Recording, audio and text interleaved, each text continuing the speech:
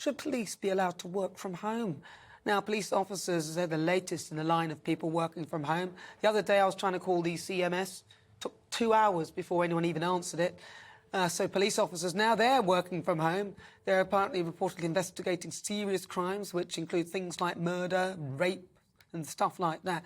Now, there's been new hybrid working policies brought in by the pandemic, and they're still being used across the country, including in areas with some of the nation's highest crime rates. And the National Treasurer at the Police Federation, Simon Kempton, said that although many duties need to be done in person, there are some, like detectives, that are still working at home. Broadly speaking, it could be pretty much any sort of inquiry that could be done with a laptop or a phone.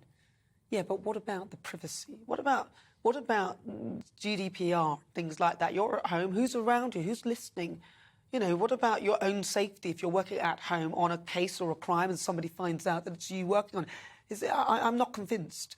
A government source has said that it's baffling, I'm baffled, that police officers are working from home, saying it would inhibit their ability to scrutinise leads and share ideas with colleagues. So what do you think? Should police officers be allowed to do this?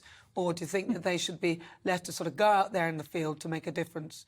So get in touch. Our great British debate, I'm asking, should police be allowed to work from home? So let's have a chat now, because I'm joined by the Police and Crime Commissioner for Hampshire, Donna Jones. Donna, thank you so much for joining me. So just to clarify this whole situation with the working from home, what kind of duties is it that the police would be doing if they were working from home?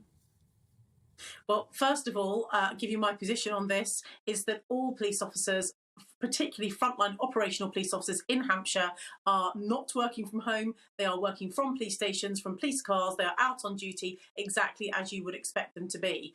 Over the pandemic, because of the social distancing requirements in buildings, public buildings, as well as police stations, some people like IT support and other support services, HR, for example, were working from home. But I can assure you, frontline cops were on duty. They were not working from home. And as Police and Crime Commissioner for Hampshire and the Isle of Wight, my expectation of the Chief Constable is that those cops are back to work. They're in police stations, they're in police buildings, and they're doing what they should be doing to serve members of the public. I understand it, though, from the article, some crimes or things like that have been investigated from home. And that worries me in terms of security. I mean, what's your view on that? I think the article is taken out of context. I think it looks at data from last year and the year before.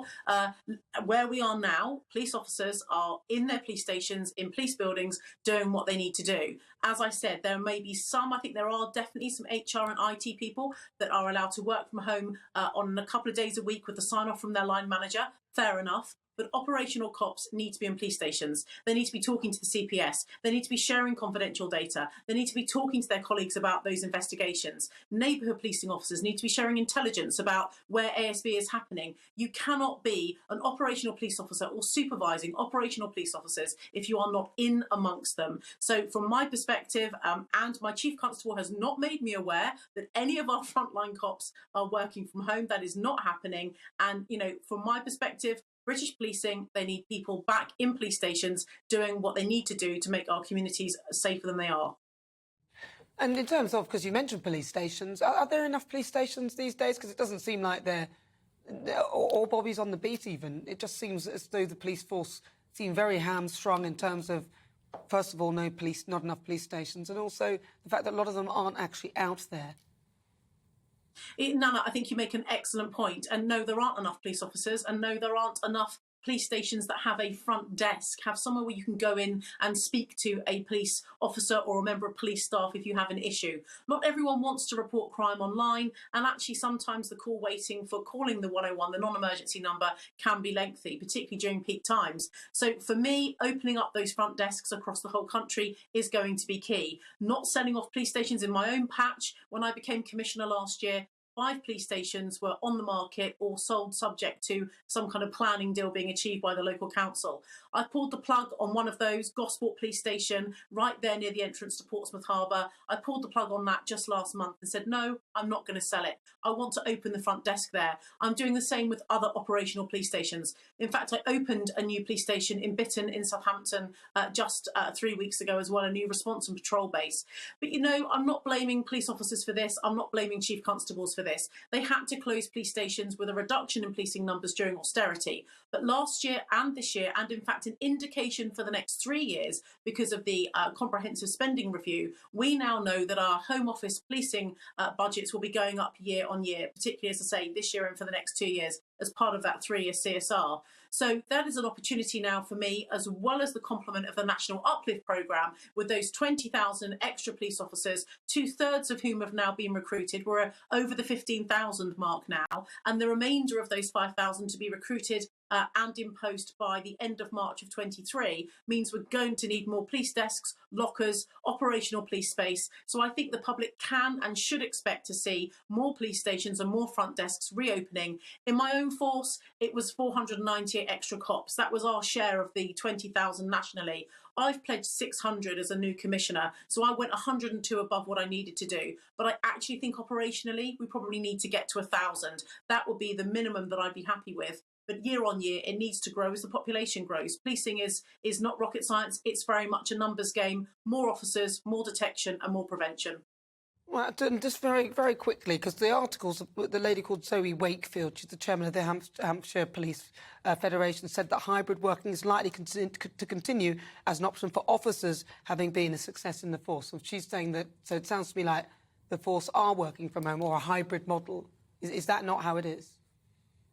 Yeah, well, I think as she says that's what she's expecting and hoping for. You know, I have spoken to Zoe. I catch up with Zoe every month. In fact, I had my monthly catch up with her just at lunchtime today. And I know that there are lots of police officers who will want to do that. There are some specialists, for example, financial investigators, people who are investigating frauds, scams, those kind of online crimes. Very forensic job. You're pouring through bank accounts, you're pouring through statements, whether they're sat in a police station or whether or not they're sat at home in the quiet working. I think as long as it's agreed with their line manager, for those kind of people that are in specialist roles, perhaps if the chief constable feels strongly enough. But we do now have space in police stations. We don't have to comply with those COVID rules. So my preference, I've made a statement to my officer, to my staff that work for me, I'll be working from my office full time. That's what I'm doing. That's what I'm going to continue to do. And that's exactly what police officers, particularly the frontline operational, those investigating serious crimes such as murders and rapes and, you know, serious violent stabbings, they wouldn't be working. But I just want to bring you very briefly in on something that you said. You said that people investigating fraud and things like that will be those who will be working from home. But surely that would be compromising online security in a sense that their PCs and things would be easy to access from their homes, and also their own safety and security of that information and things like GDPR. I mean, who's around them when that information is out there? That's just a concern I think people would have for even people on that level with investigating sensitive information in their own homes. Well, I want to reiterate that my expectation is that police officers will be doing their sensitive work and their teamwork back in police stations. That is the bottom line. That is my expectation.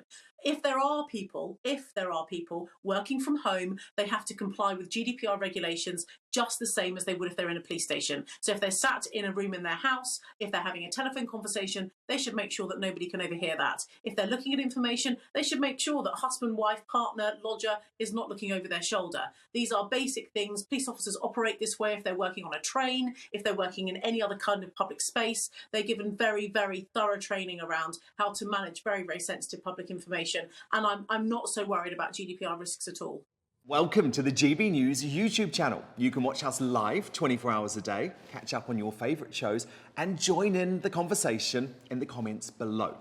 Don't forget to subscribe and you'll never miss any of our exclusive content.